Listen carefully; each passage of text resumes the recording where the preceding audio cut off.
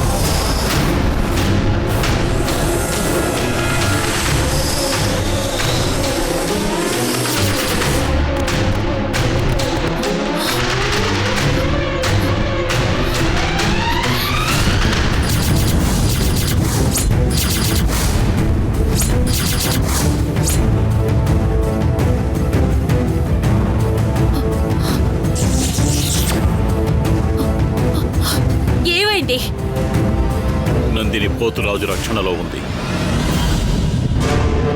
పోతురాజు రక్షణ వలయంలో ఉన్న నందిని తాకలేక నాగశక్తి వెనక్కి తగ్గింది. మీ నాగదేవత ఆధిక్యంగా ఉంటుందనే కదా తన జన్మ నక్షత్రంలో ఈ పనిని మొదలుపెట్టింది. అటువంటిది నాగశక్తి ఎలా వెనక్కి తగ్గుతుంది? పోతురాజు అనే సూర్యుని వల్ల జన్మ నక్షత్రం ఫలితం మనకు దక్కకుండా పోయింది.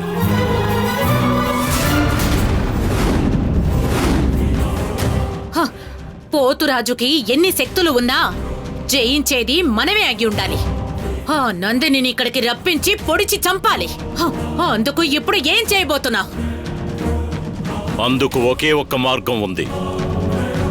ఏంటో చెప్పండి, వెంటనే చేద్దాం.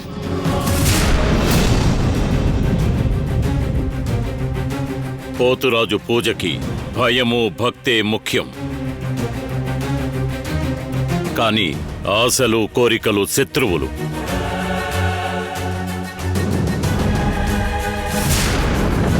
పోతురాజు రక్షణలో ఉన్న నందినికి ఆశా కోరికల్ని కలిగిస్తే పోతురాజు రక్షణ వలయం దాటి నందిని ఇక్కడికొస్తుంది. చాలీ కరుణ లేని నందిని మనసులో మనం ఏ విధంగా ప్రేమని పుట్టించగలం? నువ్వు తలుచుకుంటే జరుగుతుంది.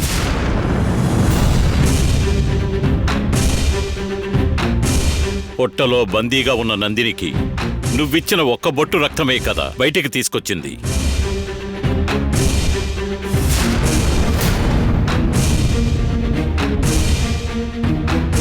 ఆ కృతజ్ఞతాభావం నందిని మనసులో ఎప్పుడూ ఉంటుంది.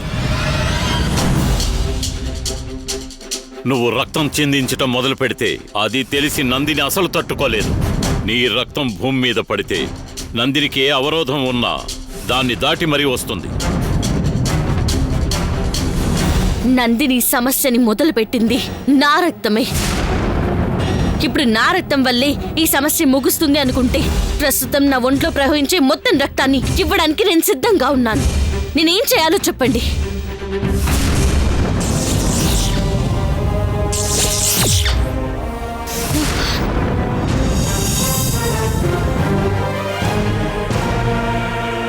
ఇవి మా కర్కోటక వంశంలో కార్యానుకూల ప్రార్థన కొరకు మా పూర్వీకులు సృష్టించిన కంటక పాదుకలు.